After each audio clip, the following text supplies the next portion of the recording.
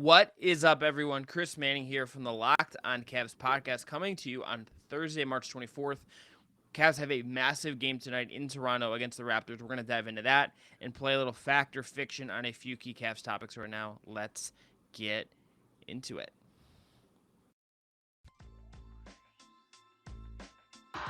Cavs need a three. Sexton works on Irving, trying to get loose. He'll fire. Hey! Knocks it down! Ground. Here goes Okoro to the bucket, and oh my! Okoro throws it down. 10 seconds to go. Here comes Colin Sexton. Sexton chased by Hill. Off to Stevens. Oh my! 45 ticks to go. That shot is blocked by Nance. Get that big stuff out of here. Prince knocks down that Harden pass. Garland's there. Garland upstairs for Allen. Oh, look out! There you go. That's called team ball right there.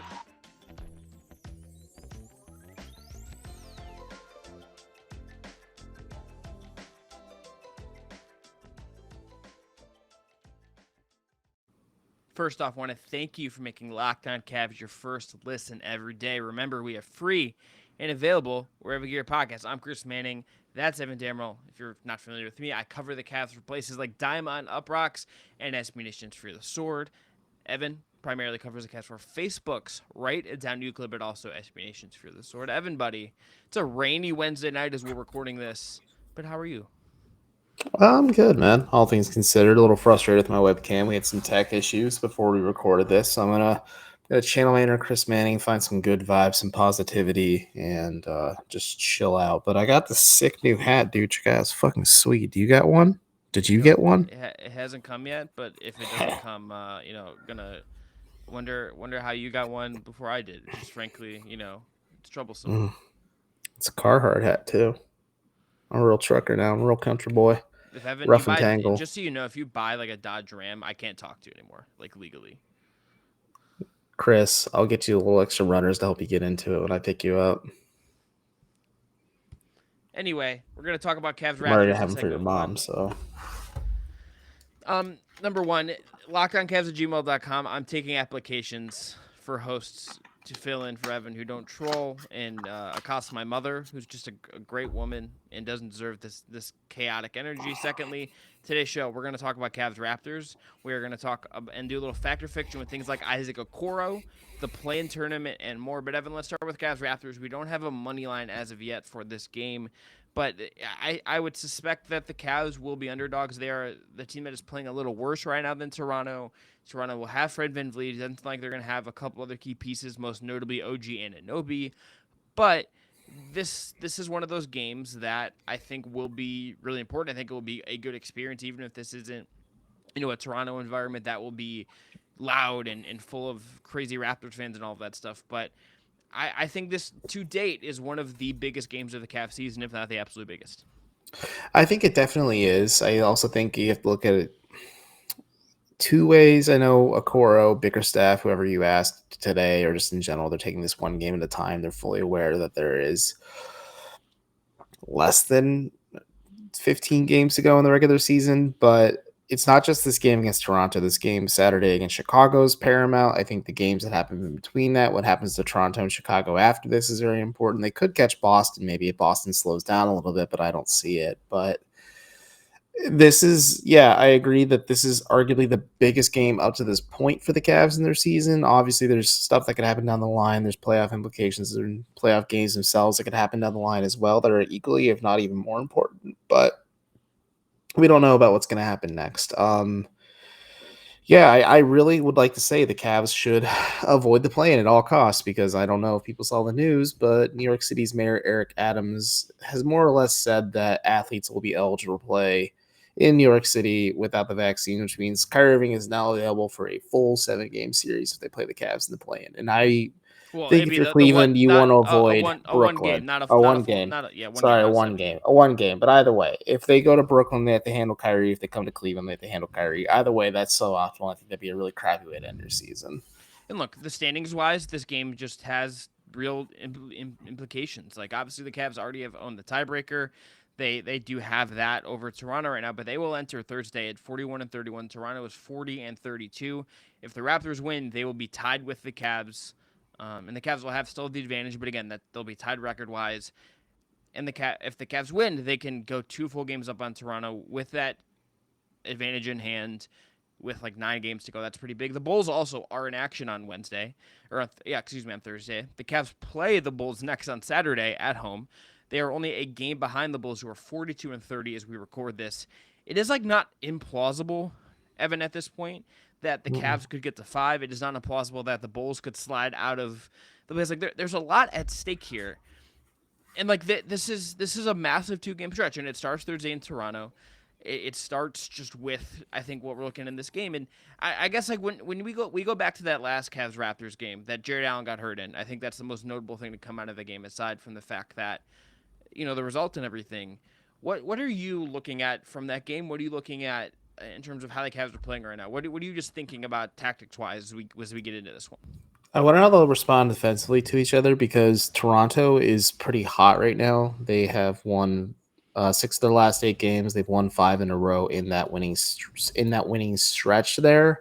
They lost their last game, but 5 before that. Yes, I know, yes, but they're doing it with a healthier roster than what Cleveland has right now. They have Scotty Barnes, they have Pascal Siakam, they don't have OG Anunoby, but they do have Fred VanVleet. Like they have Gary Trent Jr., who's playing absolutely out of his mind right now too. I think Scotty Barnes, like, leveling up this late into his rookie season maybe just is the new norm for these young players, because Evan Mobley's kind of doing the same, but like they've asked more of Barnes and he's responded.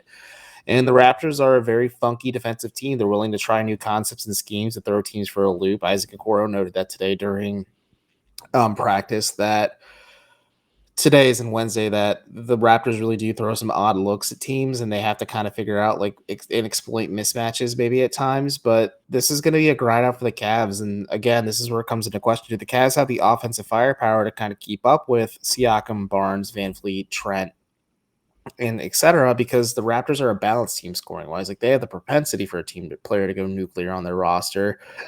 And my fear is it's probably going to be Fred VanVleet if Isaac Okoro doesn't match his minutes. But the Raptors are tactical, and I think they'll try and force Okoro off VanVleet a lot. But there's a lot of variables and a lot of factors in play here, and I'm very interested to see how they defend each other, and I'm more so how Cleveland tries to slow down a very balanced and hot Raptors team. Yeah, I think there's a couple of things on the smaller side that I'm sort of thinking about. Number one, VanVleet did not play the last time these two teams played. He will provide something different in this game, even if he's not like at 100%, and all of that. Like he's going to make an impact on this game. The game plan changes because Fred VanVleet will be playing for Toronto. Secondly, this last time these two teams played, back a couple weeks ago, Cavs won 104-96. It was kind of a wonky game. They win the first quarter 30-29. Jared Allen gets hurt in that first quarter, right? The Cavs win the second quarter 29-17. The third quarter becomes a rock fight where the Raptors won it 16-14, and then the Cavs lost the fourth quarter. Brutal. It was brutal, 34-31. And you look down the list, and it's like the Cavs didn't get like great performances from people. Okoro was 1 of 7 in this game. Garland was 5 of 12 from the field, just 1 of 5 from 3, 17 and 10 and 10 assists versus 10 turnovers. It's one of the worst games he's played in recent memory in reality. But Kevin Love had 15 off the bench. J.D. Osman had 17 off the bench on a 7-16 shooting night. Like they're gonna have to find offense for different places, and this becomes, I think, an Evan Mobley game to some degree, because Evan Mobley is not only going to have to really control the paint for Cleveland on the defensive end, be that back line against Siakam drives and against VanVleet drives and anything that comes his way, Scotty Barnes and otherwise. He's going to have to rebound. He's going to have to be the guy that controls the glass to a large degree.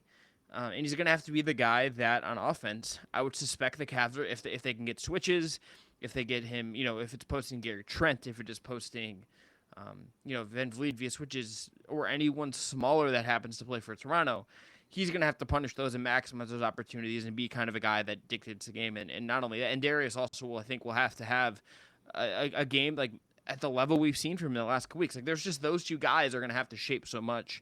And I'm curious to see how they look defensively after the Lakers game, because that was such a poor performance against the Lakers. But this is a stylistically different offense with a different kind of lead player in Siakam versus LeBron. And I'll be fascinated to see how that all plays out. I will be curious. Maybe we'll note it when we get to the show recap on Friday. I'll be curious to see what the betting line ultimately comes in at when we see that, just because I'm curious to see what folks To be kind of fair, feel though, that. while we're recording this, no betting lines have been set so far for Yes, tomorrow's that's games. which Just isn't full abnormal. disclosure. No, it's not unusual, but just full Yeah. disclosure. Like, we're not just like being lazy and not looking it up. We just don't have that information. Yeah, and just as a note, over the last 2 weeks, according to Clean of the Glass, Toronto has the 11th best point differential in the league, with the 13th best offense and the 10th best defense. Over that same stretch, the Cavs have the 19th best point differential, negative 3.3 per possessions, the 14th best offense, and the 20th best defense, giving up 118 points per 100 possessions. For comparison, for the year, the Cavs have a let's see here, have the number 5 defense in the league, giving up 108.8 points per 100 possession. So the defense is in a tricky spot right now. We've outlined that, but that's where we're going into the context of this game. It's going to be massive. It's one of those games, Evan, that I don't always feel this with road games. Would love to go. Would love kind of the full access trip on this one because it would be a really interesting thing to kind of take all of this in and see them in this environment. Because I think it's one of those things that they're gonna one way or the other. This is one of those games that I think we could look back on, depending on how it plays out, depending on the context of how the game actually flows, that it could teach them something. Just like I think the Lakers game on Monday, there's a lesson to be learned for a young team there. I think this game will have that same thing. Okay, after the break, we are going to go Yeah, through some facts. similar vibes to when they played the Philly. They're not the Phillies, the Lakers, or not the Lakers. God dang it, the 76ers as well, because it's not about wins and losses, it's about wins and lessons. But Chris, you're leading us out. I'll let you Yeah. take the control again. Yes, after the break, we're going to do some fact or fiction. I've got some things I'm going to throw at Evan, and we're going to talk through things. First up is going to be Isaac Okoro, improved offensive player, fact or fiction. But Evan, first going to tell everyone about our friends at TrueBill. TrueBill, wants to remind you that sometimes free trials can renew without your consent. It's a business scam out to get you, so don't let greedy corporations pocket your money. Download TrueBill to take control of your subscriptions. TrueBill is the new app that helps you identify and stop paying for subscriptions you don't need, want, or simply forgot about. On average, people save up to $720 a year with TrueBill. Because company makes subscriptions hard to cancel, TrueBill makes it incredibly simple. All you have to do is link your accounts, and TrueBill will cancel your unwanted subscriptions in just one tap. TrueBill has over 2 million users and helped them save over 100 million. Like Matthew B says, quote, in a matter of seconds, I saved $660 for the year on my DirecTV bill, saved $120 for the year on my SiriusXM bill, saved $840 a year on car insurance. How great is that? Go right now, truebill.com/LockedInNBA. That is truebill.com/LockedInNBA. By using TrueBill, you could save thousands of dollars a year. Start canceling today at truebill.com/LockedOnNBA. And now, Evan, you're going to tell everyone about a new sponsor we have, NBA TopShot. Well, first, I hope Matthew B didn't cancel his car insurance by using TrueBill by saving $840. By the way, yes, today's episode of Locked On Cavs is brought to you by NBA TopShot. NBA TopShot is the officially licensed NFT of the NBA. Connect with the community of hundreds of thousands of NBA fans as a natural progression of fantasy sports, a way to upgrade your experience as an NBA fan as well. This is the future of what being an NBA fan looks like. It's part trading cards, a stock market for the NBA, and fantasy sports. Think of it as an online airline loyalty program for the National Basketball Association. Investors include Michael Jordan and Kevin Durant, not to mention Will Smith, famous YouTuber. There are also a lot of NBA players in the community like Tyrese Halliburton, Cole Anthony, and Harrison Barnes. And Cole Anthony just dunked in Tim, so you know this is cool. People ask me all the time, why would I buy a highlight when I can watch it on YouTube for free? And I tell them it's not about just watching a highlight. It's about having an ownership stake in what's akin to a stock market for the NBA's greatest highlights. This is the opening tip-off of a digital age, and the NBA's officially licensed NFT will be a big part of that digital age. Imagine when NFTs are even more mainstream than they are right now on social media. If you sign up for NBA Top Shot today, the best way to get started is getting yourself a starter pack. You can pull off an NFT of a superstar like LeBron or KD, or star rookies like Cade Cunningham or Evan Mobley for $9. If you didn't pull your favorite player from the starter pack, you can snag moments from the marketplace that appeal to you, the listener. Challenges are the best way to earn exclusive moments as well. NFT rewards as well. They complete challenges to unlock exclusive NFT moments, and you can treat Top Shot like the best of daily fantasy sports. Top Shot's moments can get you access to events, and they can be used in fantasy minigames or on a regular basis. So, if you're interested today, check out NBA Top Shot, the official NFT, the non-fungible token of the National Basketball Association. All right, Evan, we're back. Chris Manning, Evan Damrell here. Let's talk about Isaac Okoro. Evan, buy or sell him as an improved offensive player as we see him right now?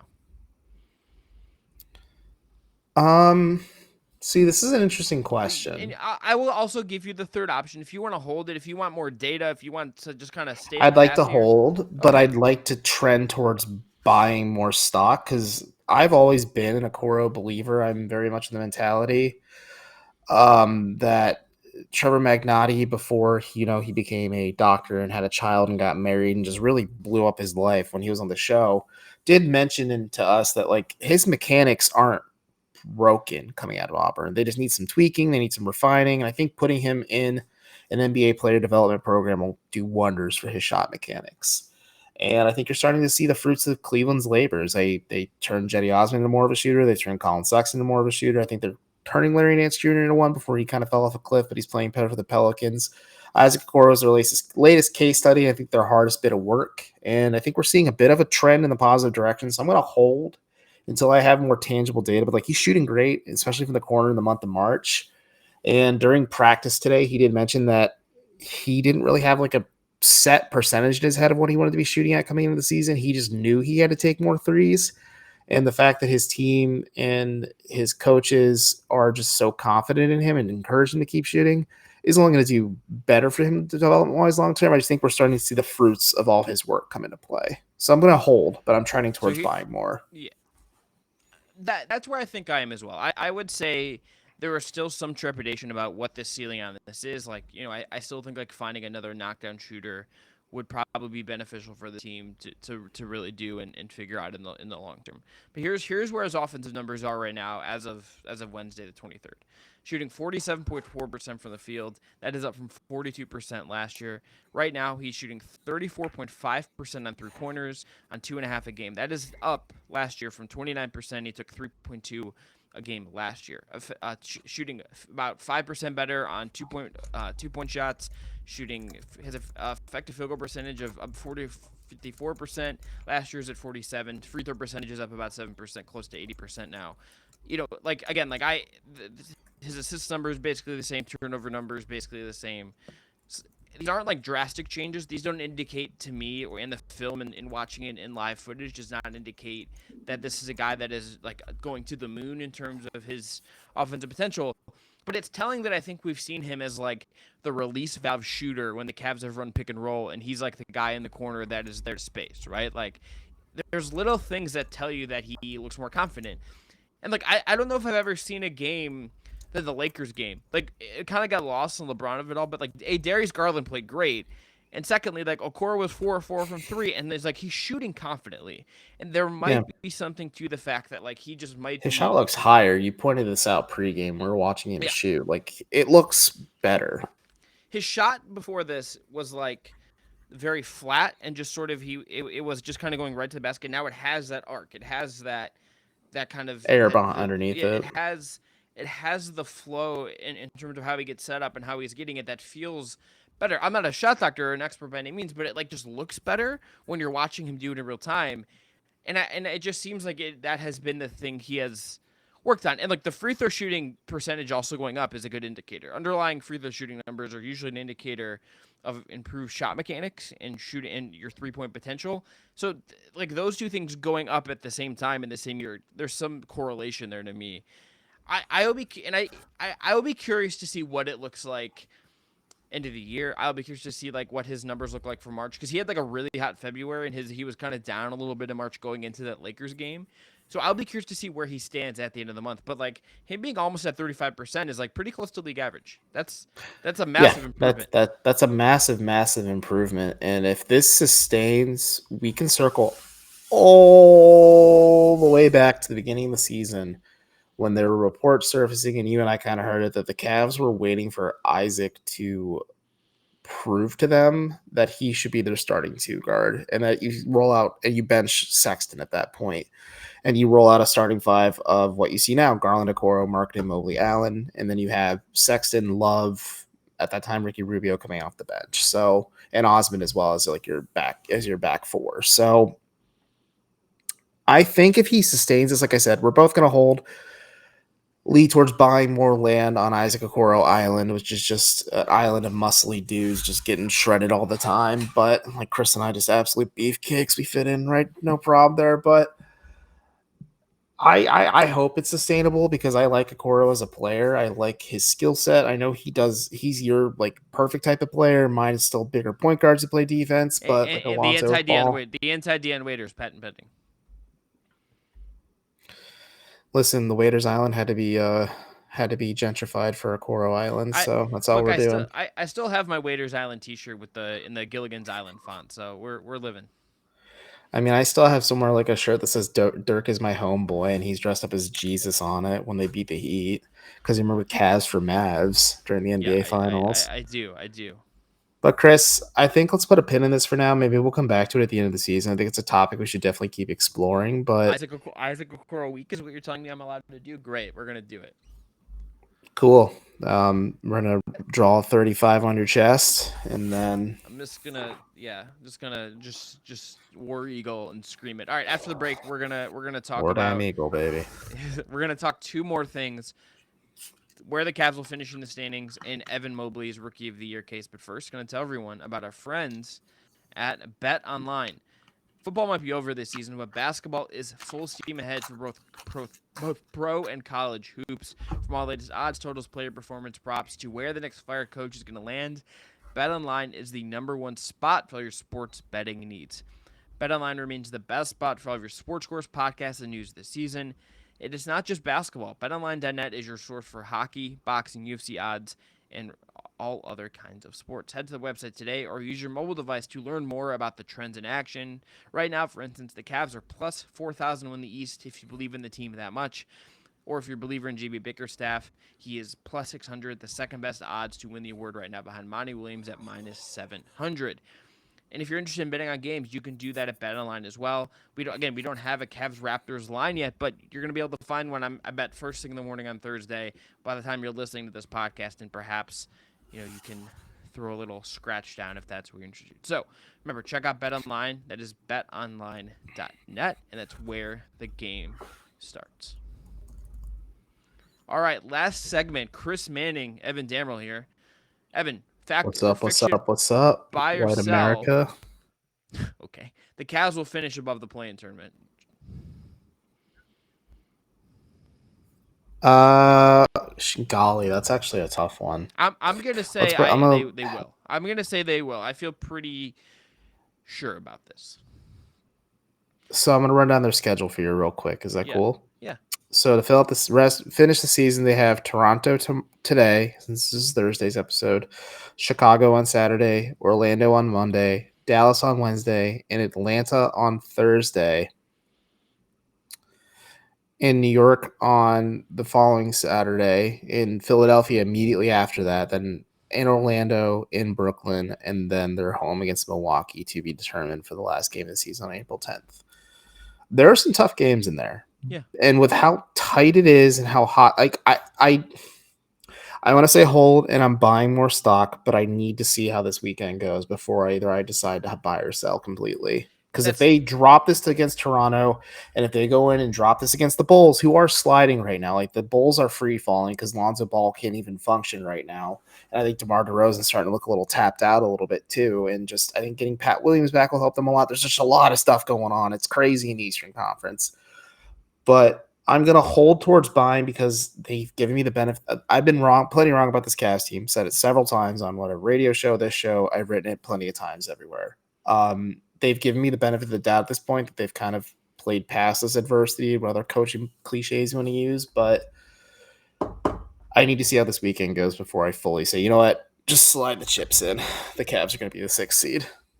There was, I think for me, a lot coming out of that weekend, that back-to-back, beating Denver the way they did, beating the Pistons the way they did. Where I think like you still, that team, even if they're not at their apex right now, there's still a lot of grit. There's still a lot of how-to about this team, and I think that is notable to me. And I just look at the schedule. It's like, yes, there are some hard games. Dallas is playing really well, and Luka's gonna just do Luka stuff.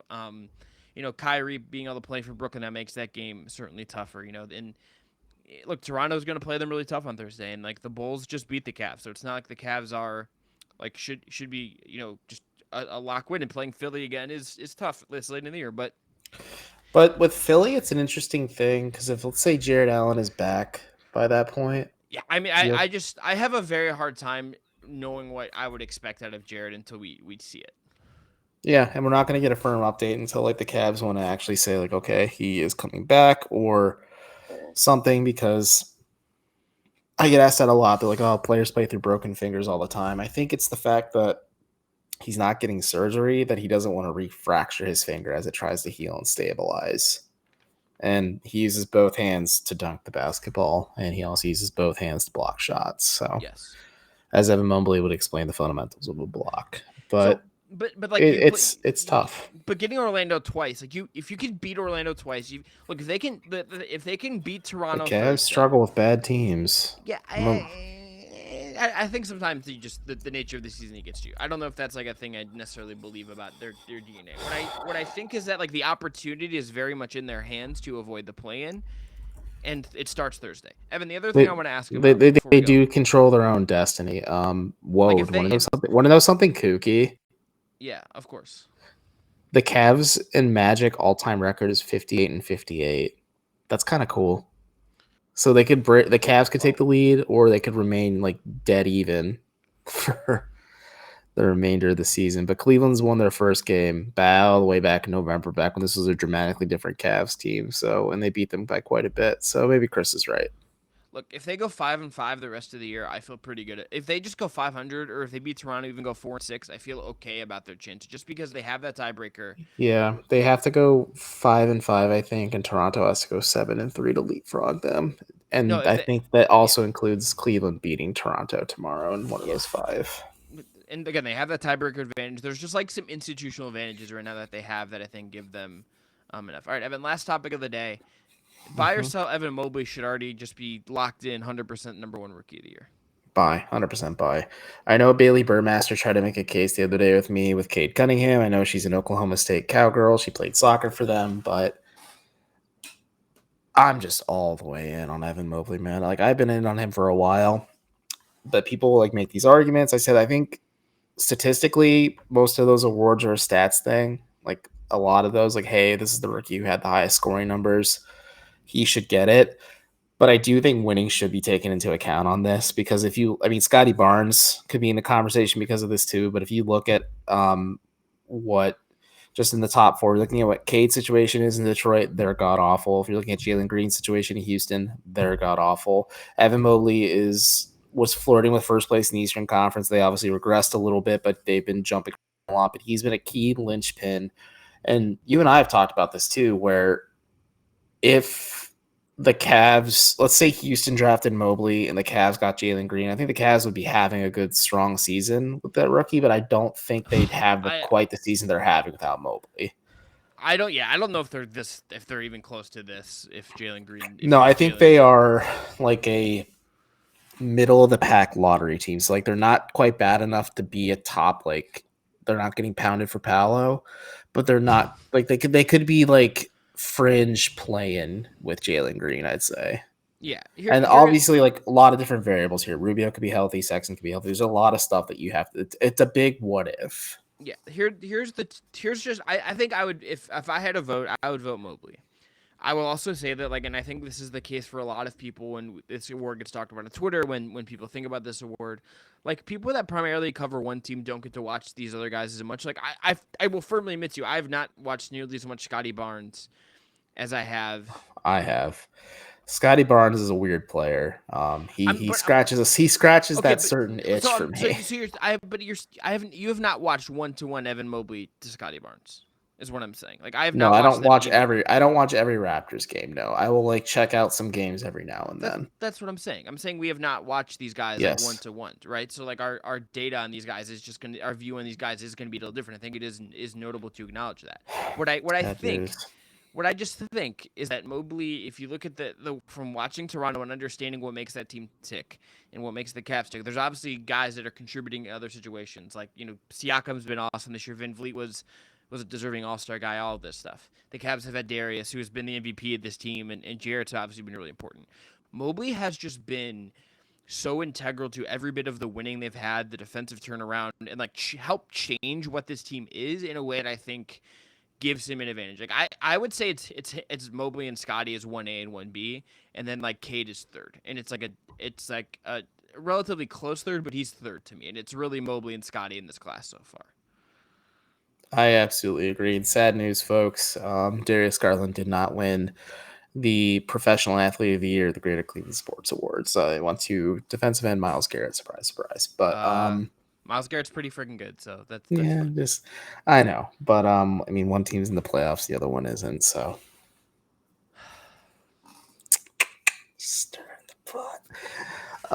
No, I agree with everything you're saying. Yes, I fully admit I don't watch a lot of Pistons games. That doesn't really get the juices flowing. I've watched like condensed. I've like studied the Pistons when we have to talk about that. I've studied Cade quite a bit because he's obviously going to be a big part of it. Ditto for Scotty. Ditto for Jalen Green. Ditto for Franz Wagner. You name it. Like this is just a really good rookie class. Like Josh Giddey could have a serious case if Oklahoma City was in an absolute dumpster fire too. Like he's incredible. Yeah, I mean, like Franz Wagner's had a great year. Herb Jones has had a great year. Like this is a Herb really Jones good rookie class. rules, man. I love him. He's so fun. But like Mobley to me is the guy in this class. He and like I think just there's I would outline is a little bit of an edge in how he has changed the construction of the Cavs in a way that Barnes is like amplified what Toronto is. I think Mobley gets an advantage because he has changed so much of what Cleveland does. And I also think Toronto having such a strong supporting cast to begin with really does change the conversation as well. Like Cleveland. Yeah. Like last year in Tampa for Toronto was a bad year for them, and I think there's a lot of factors in play for that, but they were really good the year before that, obviously, and then they won the championship, I believe, the year before that. So, like, they haven't really had, like, a dramatic of a collapse as the Cavs have had. Like, the Cavs have slowly been building this up. Then, like you said, Mobley is just the linchpin that put just, like, more so the spark that lit the flame that just blew up the powder keg, if you wanted me to get real dramatic here, but yeah, I think Evan Mobley is the best rookie in this draft class. I just think if you are the Pistons, you don't regret taking Cade Cunningham first overall. But it is an interesting what if the Pistons took Mobley first overall. But let's just put it this way: in any other draft class, if Cade didn't reclass, Mobley would have gone first to Detroit, and then Green probably would have gone second to Houston, and then Cavs would be having Scotty Barnes or somebody else at 3. So yeah. It's interesting to think about. Yeah, I mean, certainly I think, but I think just the ground of reality we live in. The Cavs were a bottom 5 defense last year. They're a top 5 defense right now.